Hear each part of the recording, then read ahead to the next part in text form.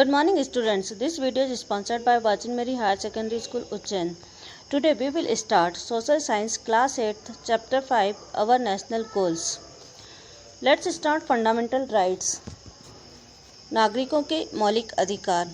जो हमारा कॉन्स्टिट्यूशन है इंडिया का, वो सुनिश्चित करता है कि हर इंडिविजुअल यानी हर व्यक्ति का ऑलराउंड डेवलपमेंट के लिए फंडामेंटल राइट्स जरूरी हैं और इन अधिकारों की, इन राइट्स की रक्षा करना या उसे प्रोटेक्ट करना हर स्टेट की कर्तव्य है। जो जुडिशरी होती है वो इस कॉन्स्टिट्यूशन की संरक्षक होती है, अतः जो फंडामेंटल राइट्स हैं उसको जुडिशरी का प्रोटेक्शन भी प्राप्त होता है। हमारा जो कॉन्स्टिट्यूशन है उसमें 6 फंडामेंटल राइट्स दिए गए हैं। फर्स्ट है आपका राइट टू इक्वलिटी यानी समानता का अधिकार, राइट टू फ्रीडम स्वतंत्रता का अधिकार, राइट अगेंस्ट एक्सप्लॉयटेशन शोषण के विरुद्ध अधिकार, right to freedom of religion यानी धार्मिक स्वतंत्रता का अधिकार।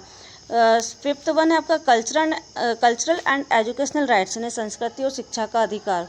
सिक्स वन है आपका राइट टू कॉन्स्टिट्यूशनल रेमेडीज यानी संवैधानिक उपचारों का अधिकार। हमारे कॉन्स्टिट्यूशन में जो भी सिटीजन्स हैं उनके जो फंडामेंटल राइट्स के साथ साथ उन्हें फंडामेंटल ड्यूटीज़ भी निर्धारित किए गए हैं जिनका कि पालन करना हर सिटीजन्स का कर्तव्य है। जैसे कि हम अपने जो फंडामेंटल राइट्स हैं उसके प्रति हम कॉन्शियस रहते हैं या सजग रहते हैं, उसी प्रकार हमारा यह कर्तव्य भी है कि हम अपने जो फंडामेंटल ड्यूटीज़ हैं उसके प्रति भी रिस्पॉन्सिबल रहें, तभी हमारे नेशंस का डेवलपमेंट या विकास हो सकेगा।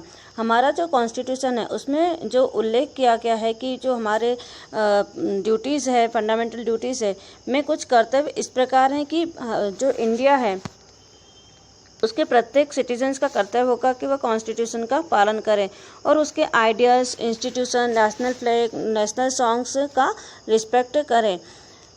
भारत की जो सॉवरेनिटी, यूनिटी और इंटीग्रिटी है को प्रोटेक्ट करें, यानी कि भारत की जो संप्रभुता, एकता और अखंडता की रक्षा करें और उसे बनाए रखें। जो कंट्री है उसको प्रोटेक्ट करें और कॉल किए जाने पर नेशन की सेवा करें, यानी कि देश की रक्षा भी करें और जब भी उसे बुलाया जाए वह राष्ट्रीय नेशंस के लिए तो वो उसकी सेवा करने के लिए तत्पर है। इंडिया के जो सभी लोगों में हार्मोनी और फ्रेटर्निटी यानी कि एक दूसरे के साथ मिलजुल कर रहना और भाईचारे की भावना का निर्माण करें तथा जो आपकी रिलीजियस है, लैंग्वेज है, रीजन्स है और क्लास यानी कि धर्म, भाषा, प्रदेश हो या वर्ग पर आधारित सभी तरह के भेदभाव से दूर हो और तथा ऐसी कस्टम्स का डिनाउंस यानी त्याग करें जो कि वुमेन्स डिग्निटी यानी कि स्त्रियों के सम्मान के विरुद्ध हो और नेचुरल एनवायरनमेंट जो होता है उसकी भी ये प्रोटेक्ट करें। ह्यूमन राइट्स यानी कि मानव अधिकार जो है enforced by law and insured by the administration यानी कानून द्वारा और एडमिनिस्ट्रेशन के द्वारा इस तरह की स्थितियां हैं जो कि ह्यूमन पर्सनालिटी जो होती है उसके डेवलपमेंट के लिए और उसे independent discharge of his duties स्वतंत्र रूप में अपनी भूमिका निभाने के लिए अनिवार्य है। मानव अधिकार यानी कि जो ह्यूमन राइट्स होते हैं वो मैन को नेचर से प्राप्त वे अधिकार जिनका कि करेक्ट यूज यानी समुचित प्रयोग करके मैन जो है अपना ओवरऑल डेवलपमेंट की दिशा में आगे बढ़ता है। स्पेयर्स ऑफ ह्यूमन राइट्स यानी मानव अधिकार के क्या क्या यहाँ पे क्षेत्र बताएं वो देखिए।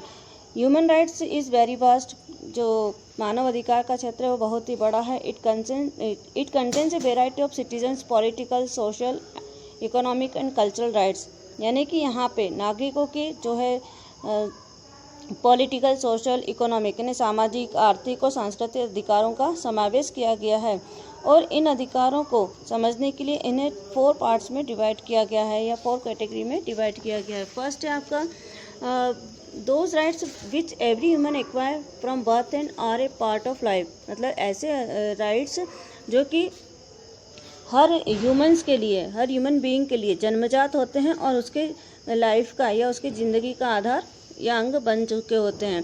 सेकेंड है those rights which are basic for the existence and development of human being यानी कि वे अधिकार जो ह्यूमन लाइफ और उसके डेवलपमेंट के मुख्य आधार होते हैं।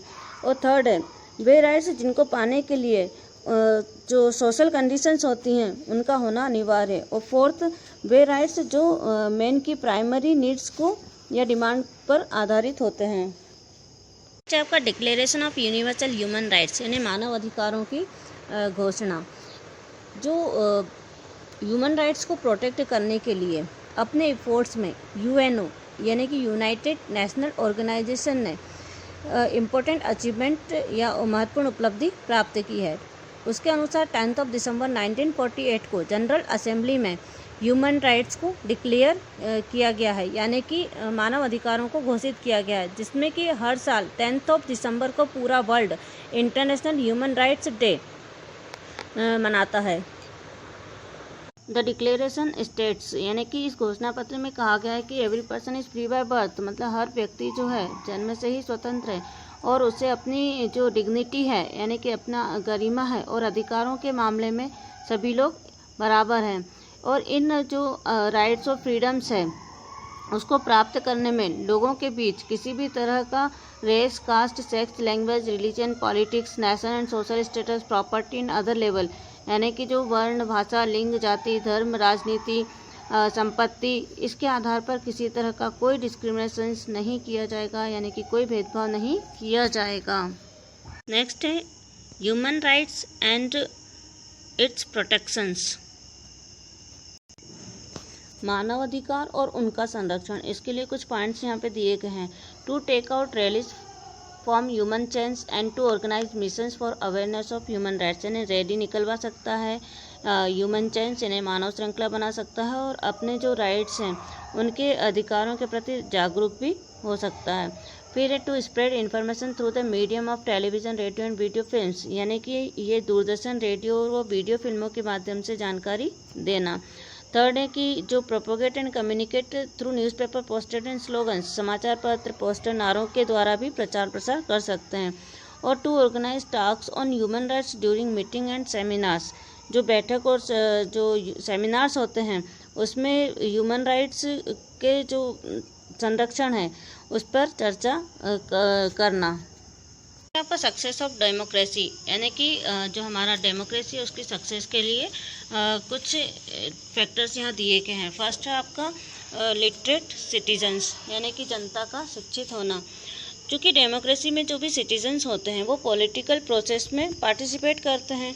जब तक कि सिटीजन्स जो हैं पॉलिटिकल इश्यूज़ को नहीं समझेंगे तब तक उसकी जो पार्टिसिपेशन है यानी कि उसकी जो सहभागिता है वह इफ़ेक्टिवली नहीं होगी, यानी कि प्रभावशाली नहीं होगी। और इसके लिए जो सिटीजन्स हैं उनका एजुकेट होना बहुत ही ज़रूरी है। और यह भी ज़रूरी है कि जो भी सिटीजन्स हैं वह जो है लोकल, रीजनल, नेशनल और इंटरनेशनल प्रॉब्लम्स जो होती हैं, मतलब कि स्थानीय हो गई या प्रादेशिक, राष्ट्रीय और अंतर्राष्ट्रीय समस्याओं को समझे और उन पर अपने विचार यानी कि व्यूज़ भी दे। जो इलिटरेट सिटीजन्स होते हैं वह अपने जो विवेक से ना तो वोट का प्रयोग कर पाते हैं और ना ही वो जो इकोनॉमिक और पॉलिटिकल जो क्वेश्चंस होते हैं या इश्यूज़ होते हैं उन पर अपनी राय दे पाते हैं। इसीलिए जो है नागरिकों का या सिटीजन्स का एजुकेटेड होना फर्स्ट कंडीशन है हमारी डेमोक्रेसी की। नेक्स्ट है आपका लिबर्टी ऑफ प्रेस यानी कि स्वतंत्र प्रेस। डेमोक्रेसी की सक्सेस के लिए इंडिपेंडेंट प्रेस का होना ज़रूरी है। जो सिटीजन्स होते हैं उनकी फ्रीडम का गवर्नमेंट द्वारा इंक्रोच यानी अतिक्रमण ना हो, इसके लिए इंडिपेंडेंट प्रेस का होना ज़रूरी होता है। जो इंडिपेंडेंट प्रेस होती है वो गवर्नमेंट के प्रेशर में आए बिना ही जो पब्लिक डिमांड होती है उसको गवर्नमेंट के सामने रखती है और पब्लिक वेलफेयर के जो भी इश्यूज होते हैं उसको प्रेस द्वारा उठाया जाता है। जो इंडिपेंडेंट प्रेस होती है वो डेमोक्रेसी का फोर्थ पिलर कहा जाता है। नेक्स्ट है आपका सोशल एंड इकोनॉमिक इक्वलिटी। हमारी जो डेमोक्रेसी है उसके सक्सेस के लिए सोशल और इकोनॉमिक इक्वलिटी का होना बहुत ही ज़रूरी है।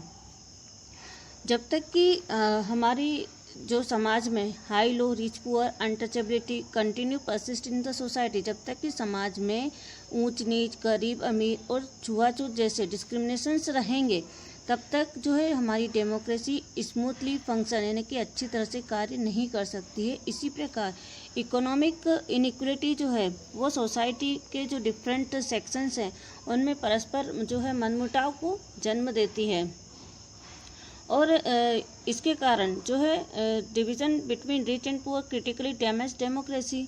और इस तरह से हमारी जो डेमोक्रेसी है रिच और पुअर के भेदभाव के कारण वह डेमोक्रेसी या प्रजातंत्र को खतरा पैदा हो सकता है।